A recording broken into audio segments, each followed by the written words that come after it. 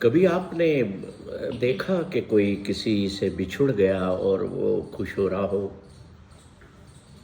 हम्म, किसी अपने की मृत्यु हो गई या कोई दूर हो गया, या मान लो किसी का बच्चा विदेश पढ़ने भी जा रहा है। हम्म, तो देखा कि वो खुश हो रहा है। हम्म, या हमारे समाज में शादियां होती हैं तो लड़की आज भी अपना घर छोड़ के जाती हैं। आजकल तो खैर लड़कियां बड़ी खुश होके जाती हैं कि माँ बाप से पीछा छूटा, पर फिर भी उनसे कहा जाता है कि थोड़ा भाई रो लेना, लोग क्या बोलेंगे। क्या बोलते हैं ऐसा कि थोड़ा रो लेना रही, लोग क्या बोलेंगे। तो नीर होती है तो उसको थोड़ा सा रुलाया भी जाता है कि जाओ इसको रुलाओ, किसी को बेचते। पर शुरू के समय में मैंने देखा है विदाई के वक्त पिता भी रो देते थे। भाई तो ठीक है, पिता भी रो देते थे जब अपनी बेटी को वो विदा करते थे। खैर, तो ये सारी चीज़ें क्षणिक हैं, कुछ देर के लिए होती हैं, है ना। पर क्या जीवन में वियोग या बिछड़न या सेपरेशन आनंद का स्वरूप ले सकता है?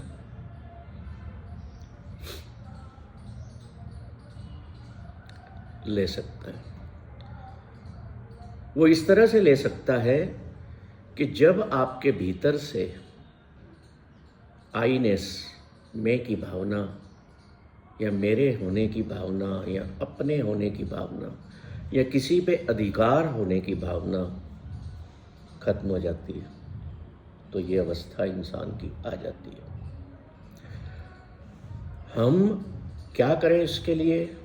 अगर हम अपने परिवार में हैं तो हम सबसे पहला काम अधिकार जताना बंद कर दें। मेरा किसी पर कोई अधिकार नहीं। और वास्तव में देखा जाए तो ये सत्य भी है, हम अधिकार जमाते हैं, पर क्या आपका किसी पर अधिकार है क्या वाकई में?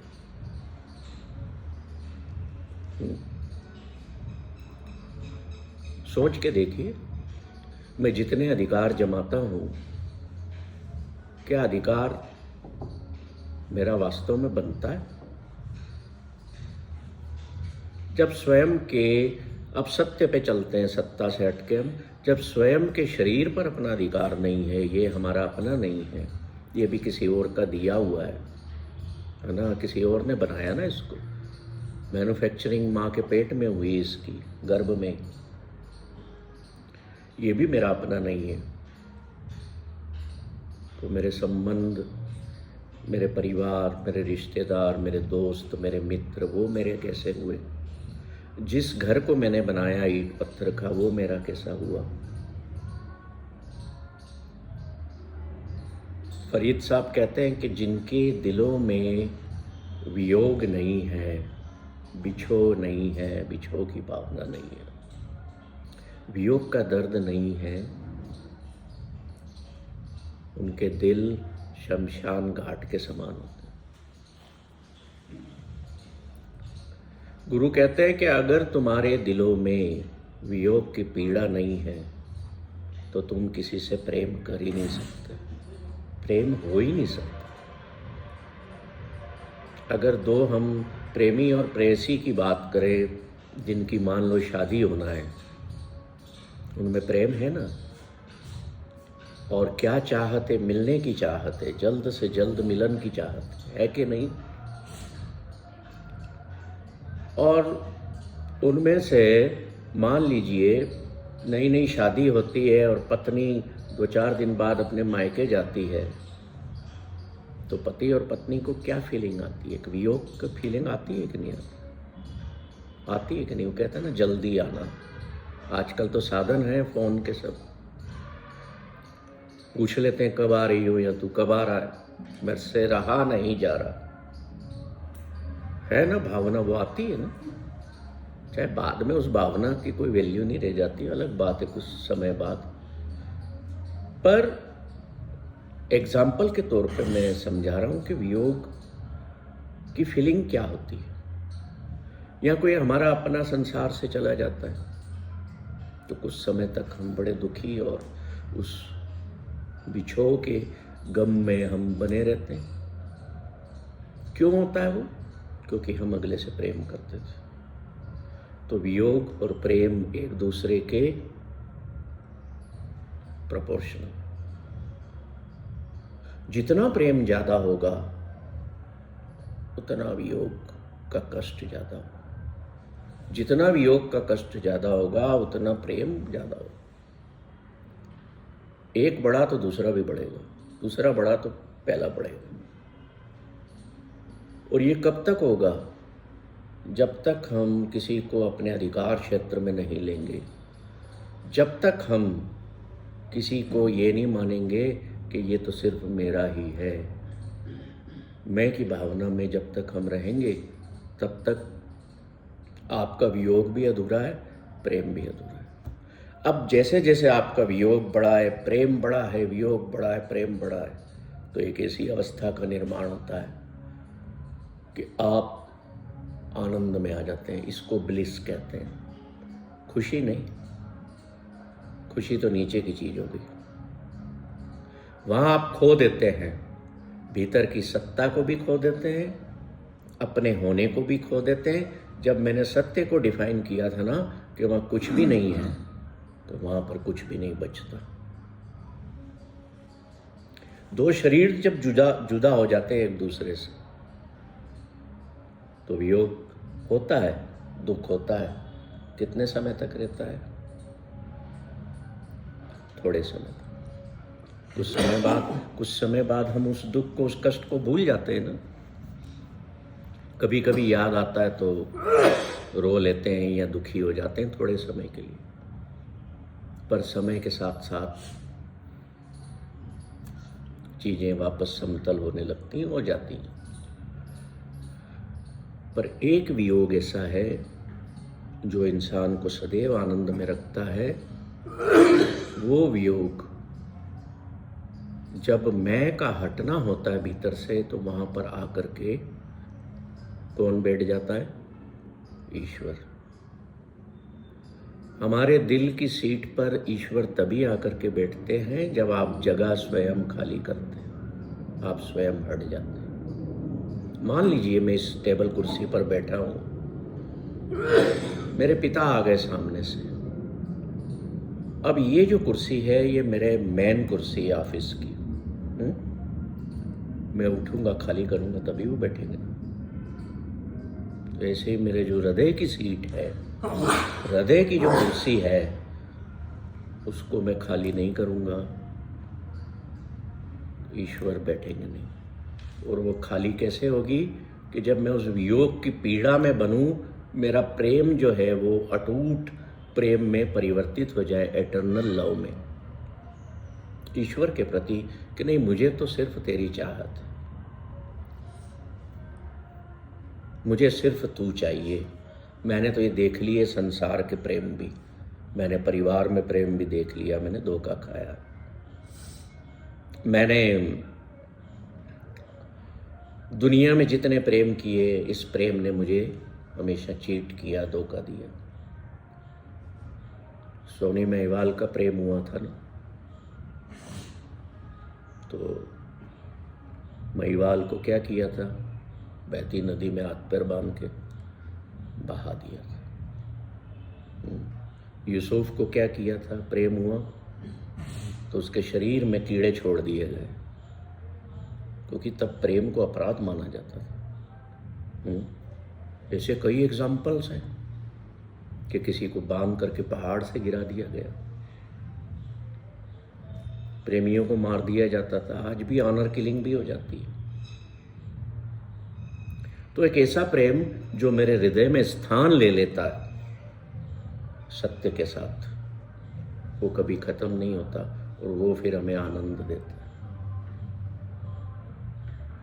गुरु गोविंद सिंह जी ने अपने बच्चों के बिछुड़ने के प्रेम को आनंद में, बिछुड़न को आनंद में कैसे परिवर्तित किया? उन्होंने ईश्वर को शुक्रिया अदा किया कि तेरी अमानत जो थी वो अदा हुई, तुझे वापस मैं सौंप रहा हूं। शुक्रिया अदा करता हूं कि तेरी अमानत अब अदा हुई। So gratitude is one form of attaining at that bliss, that आनंद, कि मुझे शिकायत नहीं है, चाहे मेरे साथ जो भी कष्ट आए, दुख आए, I have no complaints, I have only gratefulness for you within me, then I become the source of anand, source of bliss. मुझे कोई शिकायत नहीं किसी से, कोई शिकवा नहीं, कोई गम नहीं है, क्योंकि मैं सत्य की उस डेफिनेशन में, उस परिभाषा में अंतर्विहीन हो चुका हूं जहां कुछ भी नहीं है। वो आनंद है। हम तो छोटी छोटी बातों पर दुखी हो जाते हैं ना, जरा जरा सी बातों पर, होते हैं कि नहीं? तो जब भी छोटी छोटी बातों का दुख तंग करें ना हमें, अपने आप को, तो किसी ऐसे को याद करो, किसी ऐसे व्यक्ति को, किसी ऐसे आदर्श को याद करो कि जिसने अपने जीवन में बहुत कष्ट दुख भोगे हों और दुनिया के लिए आदर्श स्थापित किया। तो आपको अपने कष्ट, अपने दुख कम प्रतीत होने लगेंगे, कम लगेंगे, खत्म हो जाएंगे। जब कष्ट आए, दुख आए, तो ऐसे व्यक्ति को याद करो जो ज़्यादा दुखी रहा हो इस संसार में, कष्टों को भोग करके आनंद से गया हो, एक एग्जाम्पल सेट करके गया हो, तो आपके कष्ट और दुख खत्म हो जाएंगे, आनंद में परिवर्तित हो जाएंगे। और जब संसार की तरक्की के कारण दुख कष्ट तंग करें, संसार की तरक्की मीन्स वर्ल्डली पोजीशंस को लेकर के आपको दुख फील हो, तो फिर अपने से नीचे वाले की तरफ देखना, जिसके पास कम है वो भी तो जी रहा है ना अच्छे से। उससे तुम कितने दुनिया में जिनसे मैं ज्यादा मेरे पास हूं, मैं अच्छे से जी सकता हूं। कब ऊपर देखना है? जब किसी दुख वाले को देखना है जिसने ज्यादा दुख सहे। मटेरियल वर्ल्ड में अगर खुशी से रहना है तो अपने नीचे देखो कि मेरे नीचे बहुत गरीब लोग हैं, बहुत, जिनके पास मेरे से भी कम है। तो आनंद हमेशा इंटैक्ट रहेगा, बना रहेगा। ठीक है? कोई प्रश्न हो आपका?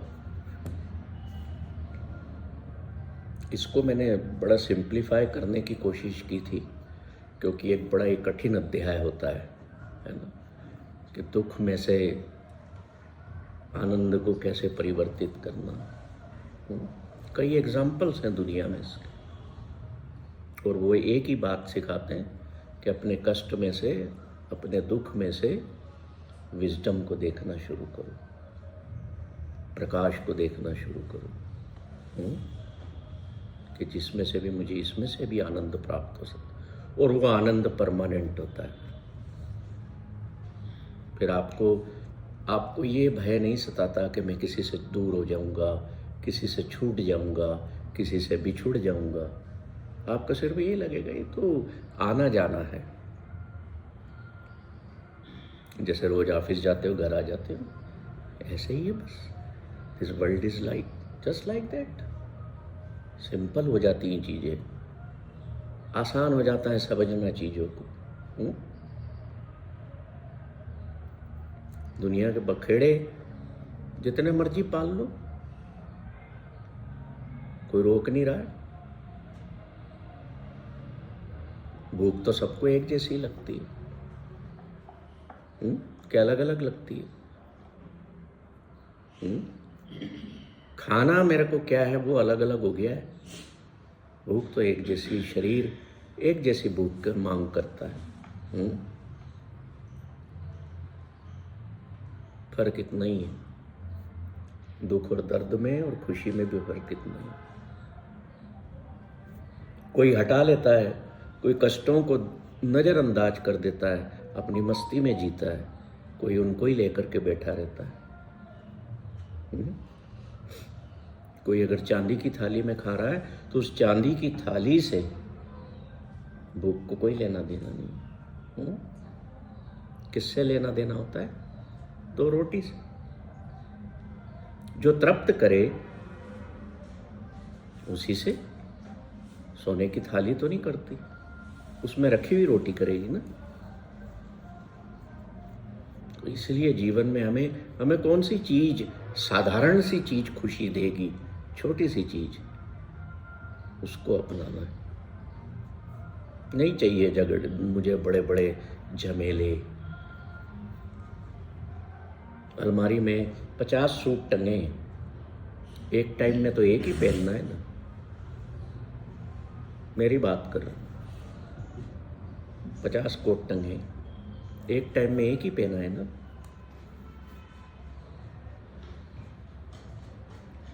छोटी सी बात है, बड़ा कुछ भी नहीं है। और ये विजडम, ये ज्ञान ही माध्यम है एक।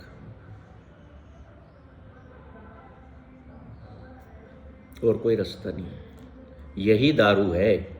दारू मीन्स वो बाटल वाली नहीं, दवाई। हमारे कष्टों की, दुखों की ये एक ही दारू है, विजडम।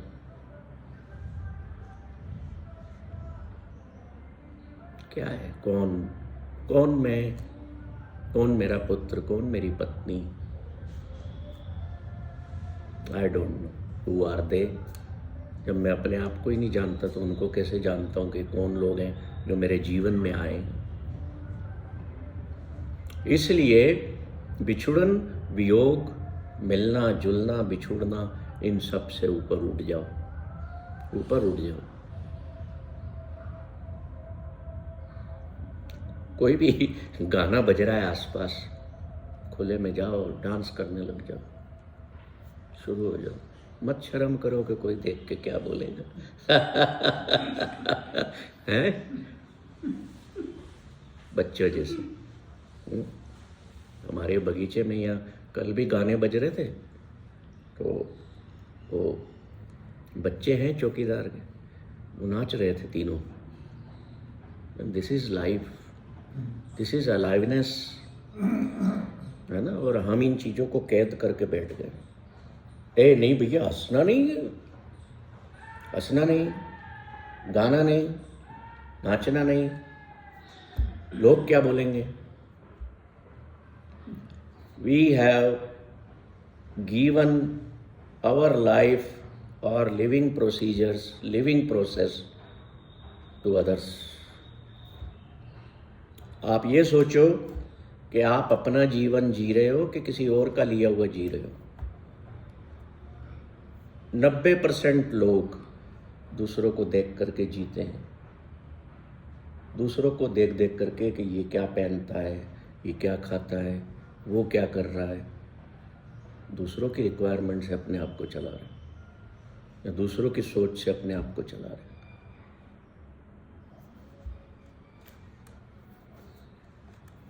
शर्मा मत बनो, इसलिए शर्म नहीं होना चाहिए। आनंद इन सब से परे है, किसी भी चीज के साथ नहीं हो, सबसे दूर है, परे। और जो आनंद में व्यक्ति रहता है ना, वो सत्य में रहता है और वो अकेला होता है। उसके पास ज़्यादा लोग नहीं आएंगे। जो सत्ता में है, जो झूठ की दीवारें खड़ी करके बैठा है, वहाँ जय जयकार होगी, वो लाखों करोड़ों लोग आएंगे।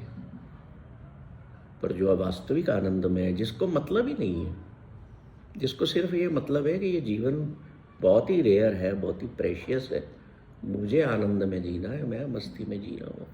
जस्ट लाइक डायोजेन्स, कि जो राजा को भी कह देता है, सिकंदर को, कि हट जा भैया, आगे से धूप आने दे। जिसके आगे कोई बोल नहीं सकता था। तो वैसा हमें बनना है कि हट जा आगे से, एक तरफ हो, चल धूप आने दे। होगा राजा तू, क्या कर लेगा? ये इससे तलवार से मारेगा ना, मारो, मरना है एक दिन।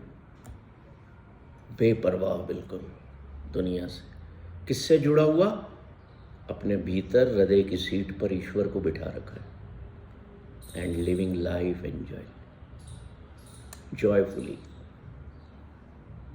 थोड़े थोड़े रिश्तों से दूर हो जाओ, थोड़े थोड़े घर बार से अपने आप को निवृत्त करना शुरू कर दो। जैसे नौकरी से निवृत्त होते हो ना, सरकार कर देती है ना, ऐसे परिवार से भी निवृत्त होना शुरू हो। ठीक है, 50 साल की ज़िंदगी, 30 साल की ज़िंदगी पत्नी के साथ बिता रहा हूँ, आगे भी बिताऊंगा, but take retirement of being a husband always. Take retirement of being a wife और ए सन और ए फादर और ए मदर ऑलवेज। क्यों भाई, अब इन रिश्तों से भी मैं रिटायरमेंट लूँ तो वही तो मैं ख़त्म होगी ना, मेरा ख़त्म होगी। किसी रिटायर्ड व्यक्ति से पूछो जो सरकारी नौकरी में रहा, उससे पूछो कि भाई कैसे जीवन चल रहा है, तो क्या कहता है? अरे आनंद में, मज़े में, पेंशन आती है, कुछ नहीं करना है, टीवी देखता हूँ, 4 अखबार पढ़ता हूँ, सुबह शाम बगीचे में जाके बैठता हूँ, भजन कीर्तन सुनने चला जाता हूँ, सब्जियाँ ले आता हूँ, अपनी मन मर्जी का खा पी लेता हूँ, नहीं पत्नी बनाती तो बना लेता हूँ। इससे बढ़िया और क्या ज़िंदगी होगी? एक चीज़ से छुटकारा मिला है, सरकारी नौकरी से, तो थोड़ी घर की नौकरियां संबंधों की जो हैं उनसे भी तो देख के तो देखो, थोड़े थोड़े छुटकारे पा के देखो, वहाँ से भी रिटायरमेंट थोड़ा थोड़ा लो, पेंशन लेते रहो, पर थोड़ा थोड़ा छूटना शुरू करो, तो फिर जो वियोग होगा ना वो आनंद में होगा, जो बिछुड़न होगी वो फिर आनंद में होगी, वो फिर दुख या कष्ट में नहीं होगी। स्यापा नहीं पाओगे कि अरे राम मर गया, ये मेरा क्या होगा? बोले नहीं, मैं हूँ ना, इसने जाना था, मैंने भी जाना है? गुरु कहते हैं एक जगह, क्यों रो रहा है भाई, तेने नहीं मरना है क्या जो तू उसके मरने पर रो रहा है? Why are you crying on the death of others? तुम क्या हमेशा के लिए हो जो दूसरे की मृत्यु पर रो रहे हो? चलो तुम्हें वियोग हुआ है, दुख हुआ है, रो लो, कोई बात, पर सत्य के नज़दीक तो हो थोड़ा। तो जब हम 50 वर्ष क्रॉस कर लें तो अपने घर के मेंबरों से भी थोड़ा थोड़ा रिटायरमेंट लेना शुरू कर दो। पेंशन लो, पेंशन का मतलब अपनी सेवाएं दो, उनकी सेवाएं लो, है ना? अपने जो कर्तव्य हैं उनको ईमानदारी से निभाएं और अधिकारों का त्याग करते जाएं, अधिकारों को छोड़ते जाएं। तो जब वियोग होगा तब मुस्कुराहट के साथ होगा, और जिसकी मृत्यु मुस्कुराहट में होगी वो आदर्श स्थापित कर देगा, एग्जाम्पल सेट कर देगा। एक पता नहीं कहाँ के बारे में मैंने पढ़ा था कि वहाँ की कब्रों पर ना मुस्कुराहट के निशान बने हुए हैं कि ये लोग मुस्कुराहट में मरे। मुझे उस जगह का नाम नहीं याद आ रहा है, कब्र पर उन्होंने स्माइली बना रखा। ठीक है, क्वेश्चन था मेरा। जी हाँ, पूछिए ना। एक्चुअल में गुरु साहब का इतना बड़ा आदर्श हम लोग देखते हैं सामने कि उन्होंने अपने पुत्रों को बलिदान कर दिया, है ना, धर्म के लिए, किसी अगेंस्ट आपने बताया, और फिर उसके बाद वो ब्लिस में रहे। लेकिन एक आम आदमी, एक कॉमन आदमी जो है, उसकी जेब से तो 100-200 रुपये का बलिदान नहीं होता, और वो चाहता है कि मैं ब्लिस में चले जाऊँ। तो अब क्या दिक्कत है? मतलब वो किसी चीज़ के लिए कोई करने को तो तैयार नहीं है, और वो सीधे चाह रहा है एक्सट्रीम, जिसके लिए सामने वाला, मतलब उन्होंने जो आदर्श रखा वो सब कुछ देख के कर दिया। मतलब क्या है, अब उनका कोई ना आगे पीछे कोई बचा कुछ नहीं, उसके बाद में वो उसको अचीव कर रहा है, और मेरी जेब से 100-200 रुपये नहीं निकलते, तो मैं कैसे अचीव कर लूँगा? तो आप निकालना सीखो, छोड़ना सीखो। हाँ, क्लिंग, उस पर क्लिंग मत हो, छोड़ना सीखना पड़े। वो देखो, बात रुपए की नहीं है, छोड़ने की। बात छोड़ने की है। और छोड़ता कौन है? चाहे रुपया हो, चाहे संबंध हो, चाहे कुछ भी हो, छोड़ता कौन है? ना आप छोड़ते हैं, ना जेब छोड़ती है, दिल छोड़ता है। वो हमारा जो हार्ट है ना, वो डिसर्निंग हार्ट बने, वो तैयार हो कि मैंने जो पाया, मैं 50 साल तक पाता रहा अपने जीवन में, तो क्या अब मैंने छोड़ना भी शुरू किया? या मैं अब रिटायरमेंट के बाद मान लो मैं घर पे बैठ गया, तो मैं तो और कुर्सी जमा के हर चीज पे ताला लगा के बैठ गया और मैं विजिलेंट ऑफिसर बन गया। क्यों भाई? क्या काय के लिए चाहिए? क्या करना है? किधर जाना है?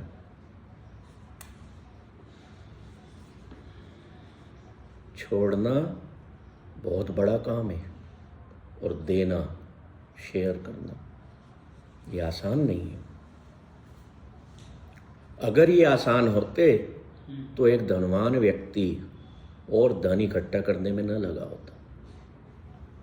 वो समझता कि अब मुझे मेरे जीवन का क्या है, अपने जीवन का सोचता।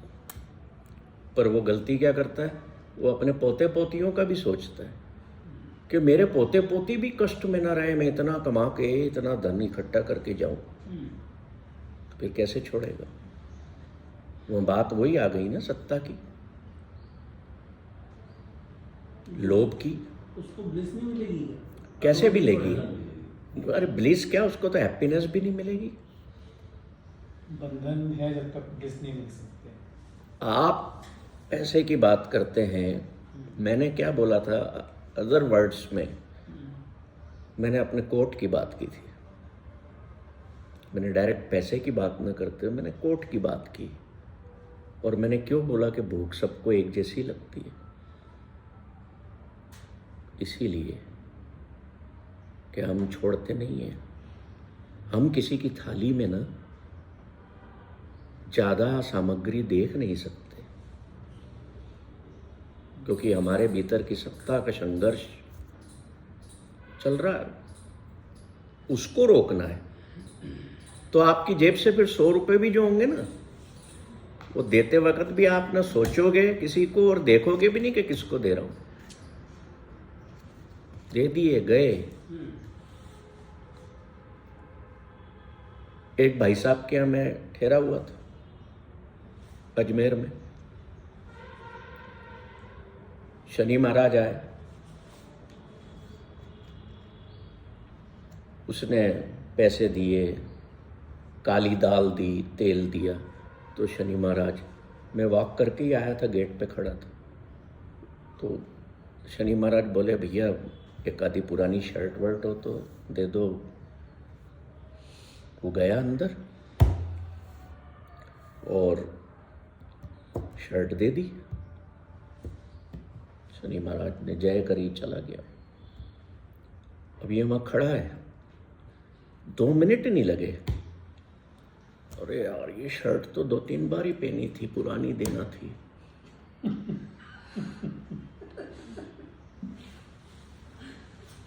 फिर वाइफ आ गई, अरे वो शर्ट तो मैं तुम्हारे लिए खरीद के लाई थी, तुमने उसको दे दी। और पहनी कितनी बार? नई की नहीं थी, मेरे से पूछ तो लेते, मैंने पुरानी फटी हुई अलग रखी हुई थी अलमारी में, वो देते। गिल्ट पैदा हो गया देने के बाद कि मैं ये क्या कर बैठा। जहां ये है स्थिति, वहां आनंद नहीं है देने में भी।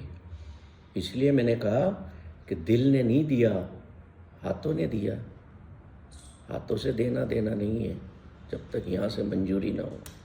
तो बात 100-200 रुपए की नहीं है भाई साहब, बात ये है दिल की। और दुनिया में ये भी मत सोचो कि हर कोई भिखारी है, नहीं है।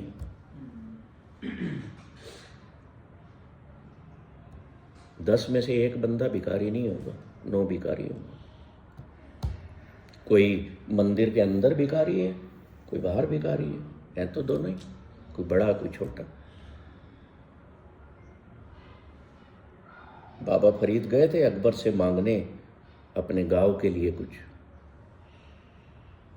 तो जब महल में प्रवेश किए तो देखते हैं अकबर नमाज अदा कर रहा है, वो चुपचाप पीछे खड़े हो गए।